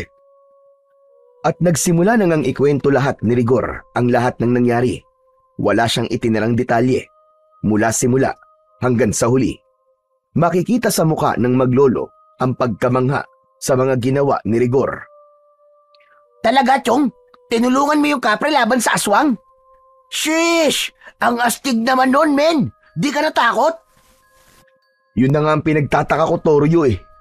Ramdam kong kinakabahan ako, pero hindi ako natakot.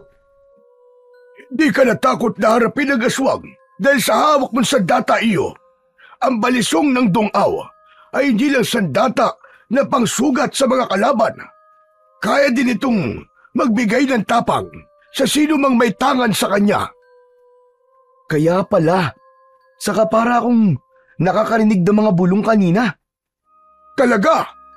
May mga naririnig ka bang boses? Opo, parang sinasabi nila kung ano ang kailangan kong gawin. Paanong nangyari yun? Imposible namang maging isa kang Bertudes. Wala ka naman dugong albularyo o antingero sa lahi nyo, hindi ba?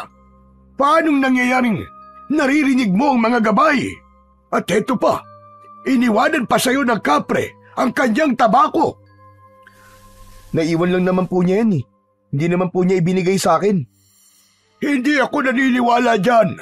Dahil ang kapre, hindi yan nahihiwalay sa tabako niya. Parang bahagi na yun ng katawan niya. Ibig sabihin, iniwan niya yan sa'yo. At ibig sabihin, pinagkakatiwalaan ka niya.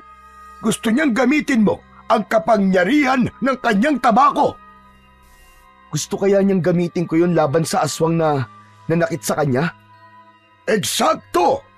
At kung totoo ngang iniwan sa'yo ang tabako, ibig sabihin, ipinapasa na rin niya ang laban niya sa'yo. Ipinapasa ang laban? Naku, paano ko naman po gagawin yun? Hindi naman ako mandirigma eh. Hindi rin po ako katulad niyo. Oo, tambay ako pero hindi naman ako nakikipagbasag ulo. Tapos ngayon, makikipaglaban ako sa gakalabaw na aso na yun? Pre, hindi ka naman nag-iisa sa laban na to eh. Sasamahan kita. Kami ni Lolo. Kailangan na natin tapusin ang aswang na yun bago pa makapambiktima dito sa baryo natin. Tama ang apo ko. Hindi ka namin pababayaan, Rigor. Tutuklasin natin ang kapangyarihan niya. At sa tingin niyo po kakayanin ko yun? Eh yung kapre nga po hindi kinaya eh. Para ako magpapakamatay nun, Lo. Kaya mo, Rigor.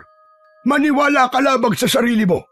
At saka hindi mo ba alam na iba ang epekto ng kapangyarihan ng tabako kapag tao na ang may gamit? Nagiging triple ang lakas nito. Ha? Talaga po? Sigurado po kayo, Lo? Hindi na nasagot ni Ka Pablo ang huling sinabi ni Rigor dahil may biglang kumalabog sa labas ng bahay. Nagkatinginan sila. Bumilis ang tibok ng dibdib ni Rigor habang si Ka Pablo naman ay dahan-dahang tumayo mula sa pagkakaupo. Dito lang kayo. Huwag mo na kayong lalabas. Lumapit ang matanda sa bintana at marahang sumilip sa labas. Tahimik. Masyadong tahimik ang paligid. Biglang may tunog na parang ungol ng isang galit na aso. Ka Pablo, ano pong meron? Hindi ulit sumagot ang matanda. Bagkus ay isinara na niya ang bintana. Saka mabilis na kinuha ang isang bote na may lamang pulang likido. Binuksan ito at isinaboy ang laman sa paligid ng pinto at bintana. Sabay bulong ng mga salitang hindi nila maintindihan. May narinig silang mga yapak at pagkatapos ay may kumalabog ulit. Sa pagkakataong ito, para bang sinadyang banggain ang dingding ng bahay. Napayuko si Ka Pablo, tumingin sa paligid at muling nagsaboy ng isa pang likido sa mga dingding. Maging alerto kayo! Nasa labas ang aswang! Napalunok si Rigor. Tumayo siya at napahawak sa kanyang balisong. Dinampot na rin niya ang tabako na nasa ibabaw ng mesa. Dahan-dahan siyang lumapit sa dingding. Pinakiramdaman ang labas. Pwede ko bang makita, Ka Pablo? Tumango ang matanda. Lumapit siya sa bintana at sumilip ng konti. Saglit siyang natigilan. Nakita niya ang isang malaking nilalang na parang aso. Siya nga yung aswang na nakita ko sa bukid. Siya po yun. Ano? Kung ganon, gusto mo ba subukan ng kapangyarihan ng tabako? Napatingin sa kanyang mga kamay ang binata. Sa kanan ay hawak niya ang balisong na dungaw at sa kabila naman ay ang tabako ng kapre. Agad niyang napansin na sa mismong oras na yon, parang kusang sumiklab ang dulo nito. Nagliyab kahit walang posporo o apoy. Nagsimula itong umusok at hindi ordinaryong usok ang lumabas. Kulay bughaw, paikot-ikot sa hangin, parang may sariling buhay. Kapablo! Ito na yon, Rigor. Huwag kang matakot. Hayaan mong gabayan ka ng tabako. Damhin mo ang presensya ng kapre. Hindi ka nag-iisa. Pumikit si Rigor sa kanyang isipan. Biglang sumulpot ang imahe ng punong tinayuan nila. At doon, sa lilim, nakatayo ang kapre. Sugatan pero nakangiti. Saka ito tumango. Marahang itinaas ang kamay na parabang pinapasa sa kanya ang isang tila bilog na liwanag. Nang abutin niya ang liwanag sa isip, agad na naramdaman niya ang biglang pag-init ng kanyang dibdib. Hindi masakit, pero mabilis ang kabog nito. Dahan-dahan niyang iminulat ang kanyang mga mata. Naramdaman niya ang malamig na hangin na tumama sa kanyang muka. Ngunit ngayon ay may kakaibang pakiramdam. Ang usok mula sa tabako ay patuloy na umiikot, bumubuo ng isang manipis na bilog sa hangin. Nakuha mo na ang basbas. Ngayon ay pakinggan mo na ang paligid. Ramdam mo na ba? Tahimik si Rigor. Nakiramdam. Ang dating katahimikan ng gabi ay napalitan ng mumunting ingay. Mga galaw ng dahon, ang mababang ungol ng nilalang sa labas. Ang mga bulong ng mga kapitbahay na natatakot dahil sa presensya ng nilalang sa labas ng kanilang kubo. May mga kaluskos, mabigat at mabagal, pero papalayo. Lo, paalis na po siya. Sige, pakinggan mo. Sundan mo sa isipan mo kung saan siya papunta. Ginawa nga ni Rigor ang sinabi ng matandang albularyo. Muli niyang ipinikit ang kanyang mga mata hanggang sa nakarinig siya ng malalakas na pagsigaw. Tulong! Tulungan niyo ako! Diyos ko, may aswang sa bahay ko! Kina Barbie, doon po siya nagpunta. Toryo, tulungan natin si Barbie. Sige, tara! Agad silang nagtakbuhan palabas ng bahay. Mabilis na nakalayo ang dalawa, samantalang si Kapablo ay sumunod na lamang. Pagdating nila sa tindahan ni Barbie, agad nilang nakita ang mga nagkalat na basag na paso, ang mesa at upuan na nakatumba. Bukas ang pinto ng bahay. Agad na pumasok ang dalawa sa loob. Rigor! Toryo, tulungan niyo ako! Aray, ang sakit! Nakita nila si Barbie sa sulok ng sala nito. Duguan, hawak ang binti, at doon sa binting yun, nakakagat ang isang aso. Karaniwan lang ang laki nito, pero mapula ang mga mata at may matutulis na pangil. Hindi na nagdalawang isip pa si Rigor. Mabilis siyang lumapit, hawak ang balisong, at sa isang iglap, sinaksak niya ito sa tagiliran. Agad na nabitiwan ng asong aswang ang binti ni Barbie. Umalulong ito ng malakas, ilang beses, at pagkatapos ay kumislot ang mga paa nito ng maras, at pagkatapos ay bigla itong tumigil. Patay na ang aswang. Ano? Ganun lang yun? Ang dali lang ah. Ako, salamat Rigor. Salamat talaga. Akala ko katapusan na ng beauty ko eh. Tinulungan nilang makaupo si Barbie sa sofa. Sakto namang dumating si Kapablo at nakita niya ang nangyari. Tapos na! Opo, Lolo. Isang saksak lang. Patay na agad yung aswang. Mahinang nila lang naman pala yan eh. Aba, mahusay kung ganon. Ngayon ay wala na tayong problema dito sa baryo. Ay teka Barbie, nasugatan ka. Opo, nakagat po ako ng aswang. Sige, gagamutin natin ang mga sugat mo. Huwag kang mag-alala. Lumapit ang matanda, saka lumuhod sa harap ni Barbie. Hinilabas din niya sa bulsa ang likidong ginamit din ito, pambasbas sa mga pinto at bintana ng bahay niya. Ano po yan, Kapablo? Mula ito sa pinaghalo-halong halamang gamot. Mabisa ito kontra sa laso ng aswang. Tiisin mo lang. Medyo maapdi ito. Pakikiritin ito ang iyong sugat. Ibinuhos na ng matanda ang langis sa sugat. Napapikit si Barbie at napasinghap. Aray! Aray ko, Diyos ko, ang sakit. Ang init po. Ano po ba talaga yan? Chili oil? Ganyan talaga yan. Tiisin mo lang. Kasi ibig sabihin, umi-epekto na. Sinusunog na nito ang lason sa ugat mo. Meron ka bang gasa dito? O kaya malinis na tela. Itatali natin sa sugat mo. Meron po. Nasa medicine cabinet ko. Toryo, kunin mo sandali. Opo, sige po. Agad na tumayo si Toryo. Tahimik niyang kinuha ang gasa sa kabinet at mabilis na iniabot ito sa kanyang lolo. Maingat na tinanggap ito ng matandang albularyo at dahan-dahang binalutan ang sugat ni Barbie. Nang matapos, tinapik niya ang tuhod ni Barbie. Pagkatapos ng ilang sandali, tila nag-iba ang aura ni Barbie. Hindi na siya namumutla, hindi na rin nanginginig. O ayan, bukas baka mamaga pa yan. Pero huwag kang mag-alala. Hindi naman nakakalat ang lason. Nako, thank you po. Salamat talaga sa inyong lahat. Mabuti na lamang dumating kayo. Walang anuman, Barbie. Hindi ko akalain na sa panahong ganito, kayo pala ang maaasahan ko. Alam nyo na, kayo kasi yung sinasabi ng iba na lasinggero lang, mga sunog baga, tambay, walang silbi. Pero kayo ang tumulong sa akin. Maraming thank you talaga, ha? Hehehe, yun din nga ang akala ko eh. Pero may pakinabang din pala kami, no? Di lang pala kami pang inuman, pang resbakan din. Wala yun, Barbie. Huwag mo nang isipin yun. Lahat naman basta't nangangailangan ng tulong, tutulungan namin. Lalo ka na. Sa totoo lang, ikaw lang din naman yung hindi tumitingin sa amin na parang basura eh. Hindi ka namimili ng customer mo.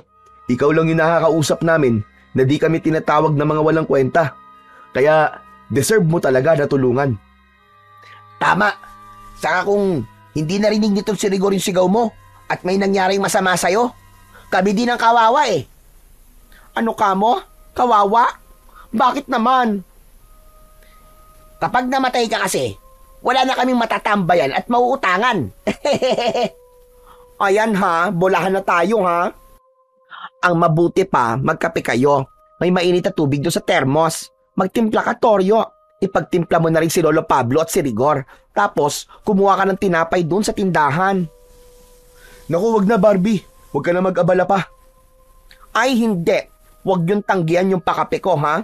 Pasasalamat ko yun sa inyo. Sige na, Toryo, please. O siya, sige. Salamat. Ako nang bahala. Tahimik na ang bahay. Abala si Toryo sa kusina. Nagtitimpla ng kape. Sa sala naman, nakaupo si Barbie, Rigor at Ka Pablo.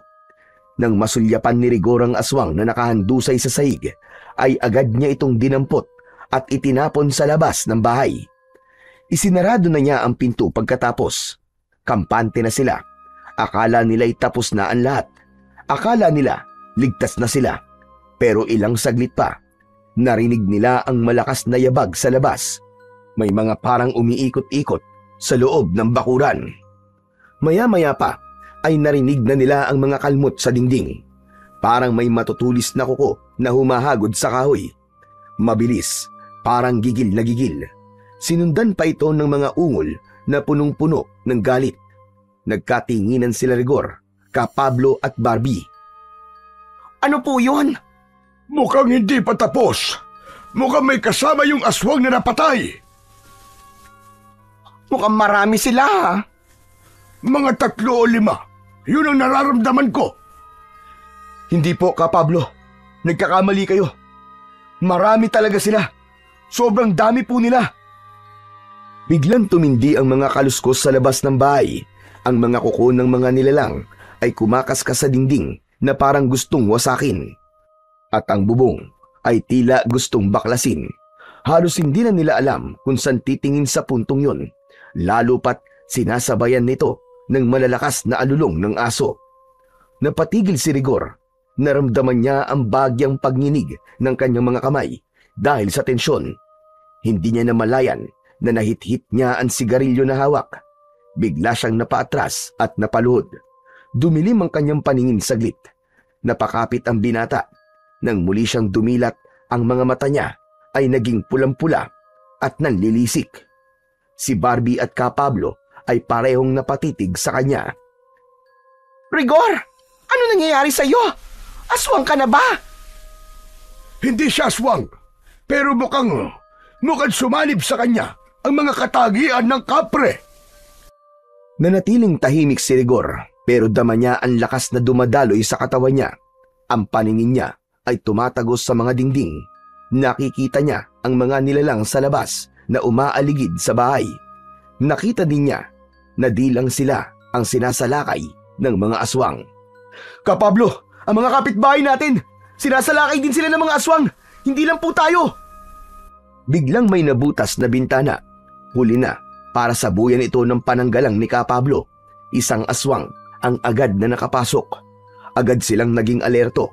Itinaas ni Rigor ang kamay, handang makipaglaban. Tumalon ang aswang papalapit kay Rigor. Handa siya nitong salakayin, ngunit naging mabilis ang kilos niya. Tinadyakan niya ito ng malakas hanggang sa mabangga ito sa pader ng bahay. Hindi na nakabangon pa. Agad niya itong sinundan at sinunggaban. Sinaksak sa dibdib gamit ang balisong. Nangisay ito sa sahig at hindi na muli pang gumalaw. Habang pinupunasan niya ang dugo sa talim, may isa pang aswang ang sumugod papunta kay Toryo. Nasaksak ito ni Toryo pero tumayo ulit ang nilalang at kinagat ang binata sa hita. Aray! Rigor! Lolo Pablo! Tulungan niyo ako!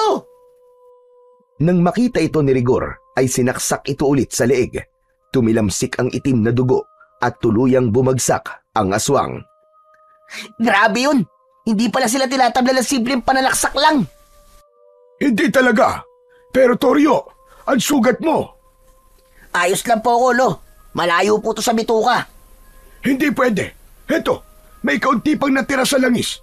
Buhusan mo nang mawala ang lason. Inihagis ng matanda ang bote ng langis sa apo. Agad niya naman itong binuhusan. Habang ginagawa yon, isa na namang aswang ang nakapasok at pinuntirya na naman ito si Toryo. Aba, teka lang! Huwag naman na ako! Kotang-kota na kayo sa akin ah! Agad na iniharang ni Rigor ang kanyang katawan nang tumalon ng asong aswang palapit kay Toryo. Walang awa niya itong sinalubong ng saksak. At tulad ng mga naunang aswang, humandusay lang ang katawan ng mga ito sa sahig ng bahay ni Barbie. Pre, ayos ka lang ba? Oo, kaya ko pa. Tulungan mo ko. Madami sila. Kailangan ko ng kasamang lalaban. Iniabot ni Rigor kay Toryo ang balisong. Tinanggap naman ito ni Toryo. Tumayo at humanda sa laban. Sunod-sunod na pumasok ang mga aswang. Isa-isang tumalon sa bintana. Mabilis ang galaw ng mga ito. Pero mabilis din ang naging reaksyon ng dalawang magkaibigan. Walang sandatang hawak si Rigor, kundi ang sigarilyong nasa kanyang kamay. Ngunit nagagawa niyang pahinain ang mga aswang. Nababawasan ang kanilang enerhiya kapag nasusuntok o nasisipa sila ni Rigor. Habang pinapahina ni Rigor ang mga aswang sa pisikal na atake, si Toryo naman ang pumapatay sa mga ito. Kapag nakita niyang bumagal o nanlupaypay ang isang aswang, agad niya itong nilalapitan at sinusugatan sa leeg o sinasaksak sa puso. Nang matapos nilang patumbahin ang huling aswang, nagtama ang tingin ni Rigor at Toryo. Parehong pagod at hingal na hingal. Hindi pa tapos, pre. Yung mga kapitbahay natin. Kailangan natin silang tulungan. Tumango si Toryo. Lumabas sila ng bahay. Narinig nila ang malalakas na sigawan. May ilang mga kababaryo na rin ang nagtatakbuhan at ang iba nilalapa na ng mga aswang. Nagulat sila sa bilis ng mga pangyayari. Ngunit wala na silang magagawa sa mga patay na, kundi ang bigyan sila ng hustisya. Pinatay nila ang bawat aswang na makasalubong sa labas. Si Rigor, gamit ang kakaibang paningin, ay natukoy kung saan ang pinakamaraming aswang. Dinala niya roon ang kaibigang si Toryo. Naiwan na si Barbie at Ka Pablo sa isang kwarto sa bahay ni Barbie at doon pansamantalang nagtago. Pinuntahan ng dalawang magkaibigan ang bahay ng isang pamilya na naiipit sa loob ng bahay. Pinaliligiran ng mga aswang ang kanilang tahanan. Mahigit sa 10 ang mga aswang na paulit-ulit na sumusubok sirain ang pinto. Tahimik na sumenya si Rigor kay Toryo na huminto muna. Itinaas niya ang hawak na tabako at itinapat sa kanyang bibig. Isinubo niya ito at humithit. Matagal, tila iniipon ng usok sa kanyang baga. Ilang segundo siyang hindi gumalaw. Pagkatapos ay dahan-dahan na ibinuga ang usok. Ang usok ay parang may sariling buhay. Papunta ito sa direksyon sa harap ng bahay ng pamilya. Pumwesto sa pinto at nagmistulang isang harang. Biglang nagsipag-atrasan ang mga aswang. Para bang may hindi nakikitang pader na pumigil sa kanila. Ang iba sa kanila ay umalulong at ang ilan naman ay tumakbo ng palayo. Tong, anong ginawa mo? Hindi ko rin alam eh. Basta may naririnig lang akong bulong sa isip ko na kailangan kong gawin yun. Kaya ginawa ko kaagad. Mukhang malakas ang kapangyarihan ng tabako na yan ah. Tignan mo, takot na takot ang itsura ng mga aswang sa simpleng usok lang na nagawa mo. Kaya nga eh. O paano? Tapusin na natin ang laban. Ubusin natin ang mga aswang na yan. Muli nang hinarap ng dalawa ang mga halimaw. Hindi na sila nag-aksaya ng oras. Muling hinit-hit ni Rigor ang tabako at sa bawat pagbuga ng usok, tila nagkakaroon siya ng panibagong lakas. Ang kanyang pandama ay lalong tumatalas. Unang sumalakay ang 3 aswang mula sa kanan. Mabilis ang kanilang galaw, parang aninong sumusulpot mula sa dilim. Ngunit agad silang sinasalubong ni Rigor. Tila agad na nitong nalalaman kung ano ang mga nangyayari at nababasa niya ang galaw ng bawat aswang. Sa isang iglap, nasuntok niya ang isa sa mga aswang. Humabol si Toryo at isinaksak ang balisong sa leeg ng pangalawa. Umagos ang dugo nito at bumagsak ng pasadsad sa lupa. Ang pangatlo ay sinalubong din ni Rigor at sinipa doon pa lang sa ere. Napasigaw ito sa hapdi at tuluyang bumagsak sa lupa. Isang huling saksak mula kay Toryo ang tumapos sa buhay nito. Pagod na ako. Kailangan na natin tapusin ang laban na to. Muling humithit si Rigor ng tabako at humigop ng mas malalim. Nang ibuga niya ang usok, diretso itong pumulupot sa mga aswang. Ang iba naman ay nagsimulang magsuka, nalason sa usok. Habang lumalalim ang gabi, lalong lumalakas ang loob ni Rigor at Toryo. Duguan na ang kanilang mga damit at may ilang sugat na rin sa kanilang mga kamay. Pero hindi sila tumigil. Isa-isang bumagsak ang mga aswang. Ang ilan ay pilit pan lumaban, pero sa huli napapatay din. Hanggang sa ang natitirang mga aswang ay nagsimulang umatras, tumakbo palayo. Agad silang hinabol ng dalawa. Pinaslang, walang pinatawad. Isa sa mga aswang ang nagtangkang magpalit ng anyo at nagpanggap na tao, pero dahil sa taglay na malakas na pakiramdam at paningin ni Rigor, nalaman ito ang pagpapanggap. Nilapitan niya ito at tinapos. Pagkalipas ng halos ilang oras ng tuloy-tuloy na labanan, huminto na ang mga alulong. Tahimik na ang buong paligid. Nagkalat ang mga bangkay ng aswang sa paligid. Wala na. Wala na sila. Naubos na. Tapos na ang laban. Lumapit si Toryo. Hawak pa rin ang balisong. Kapwa sila hinihingal. Ang angas natin, tol. Ang galing natin. Oo, ang galing mo, Toryo. Dahil sa kapangyarihan ng mga sandata natin, ligtas na ang baryo. Inayos ni Toryo ang kanyang tayo at sa gitna ng kalsada, buong lakas siyang sumigaw. Tapos na! Ligtas na ang baryo! Wala na ang mga aswang! Maya-maya pa, nagsilabasa ng mga tao mula sa kani-kanilang mga bahay. At nang makita ang dalawa at ang maayos ng sitwasyon sa labas, ay sabay-sabay na nagpalakpakan ang lahat. May mga umiiyak, may mga nagdasal, at karamihan ay lumapit kina Rigor at Toryo upang magpasalamat. Hanga sila sa ipinakitang kabayanihan ng dalawa. Nang matapos, ay agad silang nagtulong-tulong para iligpit ang katawan ng mga aswang. Sa gitna ng plaza, sama-samang binuhat at inipon ng mga lalaki ang mga bangkay ng mga aswang. Binalot ito sa mga lumang tela. binuhusan ng gasolina at sabay-sabay nilang sinunog. Nang matapos ang lahat, nagpaalam na si Rigor at Toryo sa mga tao. Binalikan nila si Barbie at Ka Pablo. Grabe! Kung nakita nyo lang, ang galing namin, Lolo! Napatay namin yung napakadaming aswang na sumalakay dito sa baryo. Grabe! Ganun ba talaga kadami yung mga aswang na yon? Diyos ko, Day! Wala man lang nakapansin sa atin na may mga nakapasok na palang ganun nila lang dito sa baryo. Kaya nga maging ako, hindi ko man lang napansin. Kakaiba silang kumilos. Masyado maingat, kaya hindi talaga sila napansin. Marami akong nakikitang mga bagong mukha nung nakaraang araw. Pero hindi ko naman akalain na mga aswang pala sila. Grabe, nakakasyokot. Buti na lang talaga, magaling kayong dalawa.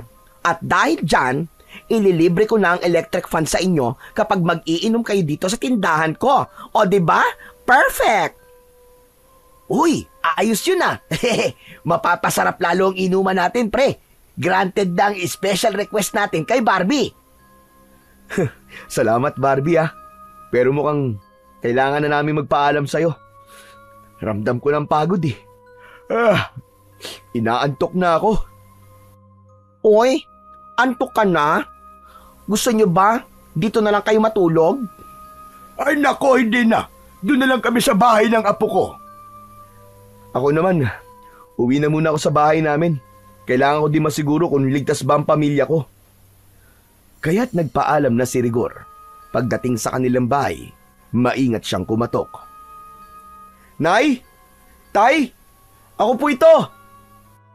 Tahimik sa loob, pero maya-maya pa ay nakarinig siya ng kaluskos. Tapos ay gumalaw ang seradura ng pinto. Nang mabuksan ito, bumungad sa kanya ang mukha ng nag-aalalang ina. Pumasok siya sa loob ng bahay at nakita niyang ligtas naman ang lahat. Nagpasalamat siya sa Diyos dahil walang masamang nangyari sa kanila sa kabila ng kaguluhang nangyari sa baryo. Sa wakas, nang masigurong maayos na ang lahat, natulog na ang binata, ngunit bigla siyang naalimpungatan nang makarinig ng isang tinig. Rigor! Nang imulat niyang maigi ang kanyang mga mata, ay nakita niya ang sarili niyang nasa gitna ng bukid. Nasa ilalim siya ng puno ng balete. Nasa harapan niya ang kapre. Wala na itong sugat at mukhang nanumbalik na ang dati nitong lakas. Mabuti naman at magaling ka na. Oo nga pala. Heto na ang tabako mo. Tulad ng pangako ko sa iyo dati. Ibabalik ko sa iyo. Pero gusto ko pala magpasalamat kasi malaki na itulong ng bagay na to. Dahil dito ay nailigtas ko mga kababaryo namin laban sa pagsalakay ng mga aswang. Walang anuman, Rigor.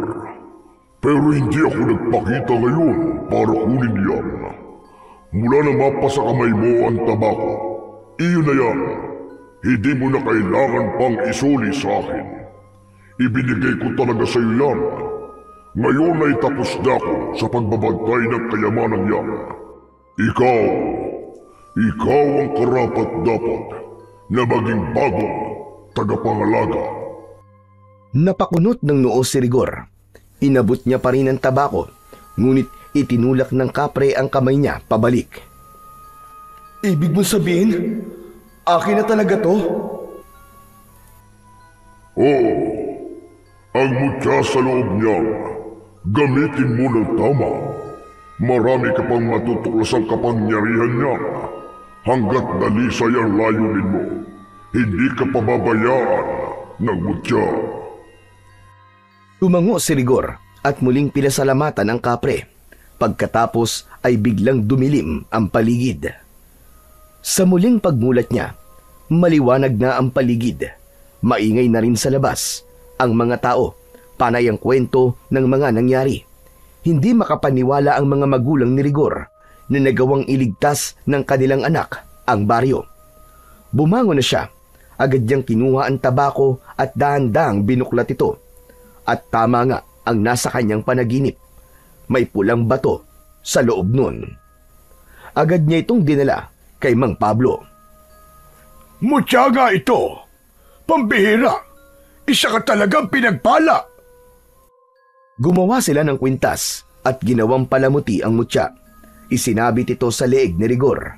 Nang maisuot ito ng binata, nakaramdam siya bigla ng kapayapaan. Parang nawala ang lahat ng bigat sa kanyang puso at katawan. Nagkaroon siya ng kakaibang sigla na hindi maipaliwanag. Uy pre, subukan mo kayang tumaya sa wedding. Di ba sabi nila, maswerte ang tabako ng kapre? Tignan natin kung effective ba talaga maski ang mutya na lang ang nasa'yo. Hehe, di ba? Galing naman dyan ang lakas mo. Baka dyan din galing ang swerte. Ano na naman bang kalokohan ang pinagsasasabi mo, Toryo, dito sa kaibigan mo? Pambihira itong batang ire. Pamigil ka nga at baka mamaya dagukan kita. Si Lolo naman susubukan lang naman kung totoo eh. Anong sabi ng kapre? Gamitin ito sa maayos na paraan. Walang nagawa si Toryo. Nang kontrahin na siya ng kanyang lolo Pablo. Ngunit ng bandang hapon na, habang nakatambay ang dalawa sa tindahan ni Barbie, muling kinulit ni Toryo ang kaibigan. "O na, sige na. Ang kulit nito. Tataya na ako sa wedding." Wala sa loob na tumaya si Rigor. Wala lang para sa kanya yun, ni hindi nga pinag-isipan o pinag-aralan ang numerong tatayan. Kaarawan lang nilang dalawa ni Toryo ang kanyang inilista. Kaya naman, laking gulat niya kinagabihan ay nalaman niyang nanalo siya ng halos 50,000 piso. Hindi siya makapaniwala, pero hindi siya nagpakasaya para sa sarili niya. Ginamit niya ang pera para mag-donate sa kanilang kapilya. Nagbigay tulong din siya sa mga nasugatan at sa mga namatayang pamilya nang sumalakay ang mga aswang. Ang natira namang pera ay nagpakain siya sa kanyang mga kapitbahay. Makalipas ang ilang taon, tuluyan na ngang nagbago ang buhay ni Rigor. Ganon din si Toryo. Hindi na siya ang dating lasenggo na palaging nakatambay sa tindahan. Sila ay naging isang huwarang mamamayan na. Masipag at maaasahan. Araw-araw, makikitang tinutulungan nila si Ka Pablo sa mga gawain nito sa pag-aalbularyo, sa paggagamot ng mga taong may sakit at iba pa. Magkaagapay ang dalawang magkaibigan sa pagbabantay sa baryo. Hindi lang laban sa mga masasamang elemento, kundi pati na rin sa mga nilalang o tao na maaaring maghasik ng lagim sa baryo. Tuwing gabi, pinangungunahan nila ang pagroronda at pag-iikot sa lahat ng sulok. Kasama nila sa bawat pag-ikot ang ilang kabataang na-inspire sa kanilang kwento. Mga dating pasaway, pero ngayoy aktibong tanod na rin sa barangay. Tinuruan nila ang mga ito kung paano magbantay, maging disiplinado at magmahal sa sariling lugar. Si Ka Pablo naman, bagamat may edad na, ay laging nasa likod nila bilang tagapayo at gabay. Tinitiyak ang kaligtasan ng lahat at upang hindi na maulit ang pagsalakay ng mga aswang.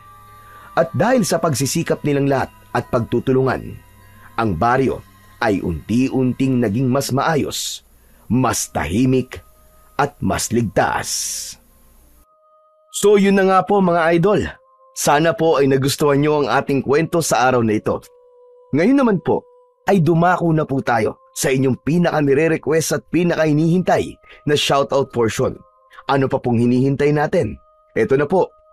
Shoutout po at maraming salamat, Christy Odinya from San Jose, Belmonte, Bulacan.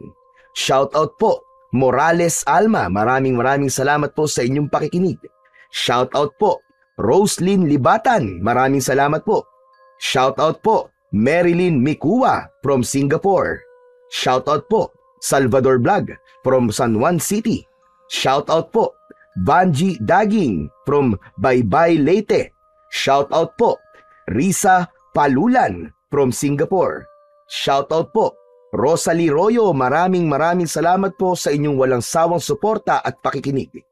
Shoutout po, CJ Apolonio from Nueva Vizcaya. Maraming salamat po sa inyo dyan sa Nueva Vizcaya. Shoutout po, Bingbing Susaya. Shoutout daw sa mga magtutubig. Maraming salamat po. Enjoy po kayo sa araw-araw. Shoutout po, Mark Bain Salgado. Shoutout po, Tingo Mahinay. Shoutout po, AJ Ibanez, maraming salamat po. Shoutout po, June Mark Balog, Rani Galana from San Rafael, Bulacan. Yan Real, Romeo Rivera from Manila. Shoutout po at maraming salamat, Daisy Quintos. Pinapa-shoutout din po niya, Quintos Family, Sabiano Camarin, Caloocan. Shoutout po, Eugene Omingo from Tanay Rizal. Hello po sa inyo dyan sa mga taga Rizal. Shoutout po, Maring Tess from Kabangkalan, Negros Occidental. At syempre, last but not the least, shoutout po, Che Jane Gregorio from Malaysia. Muli po, maraming salamat po sa inyong lahat sa walang sawang suporta at pakikinig ng mga kwentong aswang at katatakutan sa aking munting channel na The Voice Addict at Apong Isaac. Hanggang sa susunod pa pong kwento na magpapatindig ng inyong mga balahibo mula sa mundo ng kababalaghan.